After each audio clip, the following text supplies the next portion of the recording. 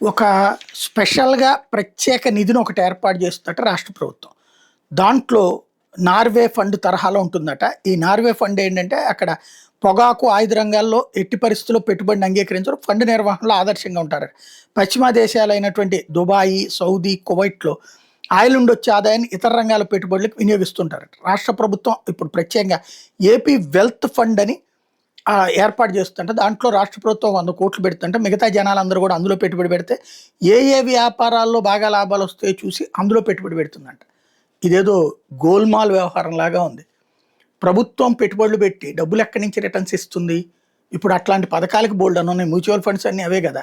ప్రభుత్వం mutual fund నిర్వహణ ఏమన్నా చేస్తుందా? అర్థం పర్థం లేనిదిగా ఉంది. ఇదేదో వెల్త్ ఫండు ఇట్లాంటి పేరు చెప్పి. అయితే రాష్ట్ర ప్రభుత్వ నిర్వహణలో ఫండ్ ఉంటుందంట. ఇందులో పెట్టుబడి పెట్టేందుకు ప్రైవేట్ వర్గాలకు కూడా ప్రభుత్వం ఆహ్వానిస్తుందట. మొత్తం నిధులను దేశంలో వివిధ ప్రాజెక్టులు, సాంకేతిక రంగ సంస్థలో పెట్టుబడి పెడుతుందట. వచ్చిన లాభాన్ని పెట్టుబడుల ఆధారంగా ఆ సంస్థలకు అందిస్తుందట. ఏ ప్రాజెక్టులో పెట్టుబడి పెట్టాలి, ఎప్పుడు వాటిని వెనక్కి తీసుకోవాలని దాని మీద రాష్ట్ర ప్రభుత్వమే నిర్ణయం తీసుకుంటుందట. రాష్ట్ర ప్రభుత్వ ఆస్తులు, ప్రైవేటు పెట్టుబడుల నుంచి నిధులు సేకరించి దేశవ్యాప్తంగా ప్రధానంగా deep tech, AI, quantum computing రంగాల్లో పెట్టుబడి పెట్టాలని భావిస్తుందట. ప్రస్తుతం కేంద్ర ప్రభుత్వం national investment and infrastructure fund ఏర్పాటు చేసింది. రాష్ట్ర ప్రభుత్వం ప్రకటించిన ఏపీ వెల్త్ ఫండ్ కూడా ఇట్లాగే ఉంటుందని అధికారులు చెప్తున్నారు.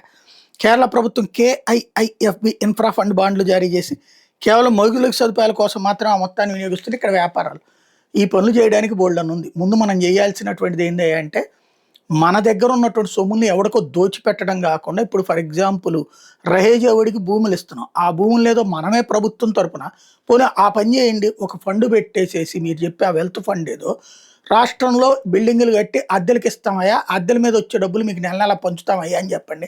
జనాలందరూ డబ్బులు ఇస్తారు, కోట్లు పెట్టుబడి పెడతారు. ఇప్పుడు వైజాగ్లో రహేజానా లేదా అపార్ట్మెంట్లు కట్టిస్తారు, విల్లాలు కట్టిస్తారు, కట్టించండి, అద్దెలకు ఇవ్వండి, లేదా అమ్మండి, అమ్మి వచ్చే డబ్బుల్ని ప్రజలకు ఇస్తామని చెప్పండి. ఎవడికో దోచిపెట్టడం కంటే ప్రజలకు అది ప్రయోజనం కదా.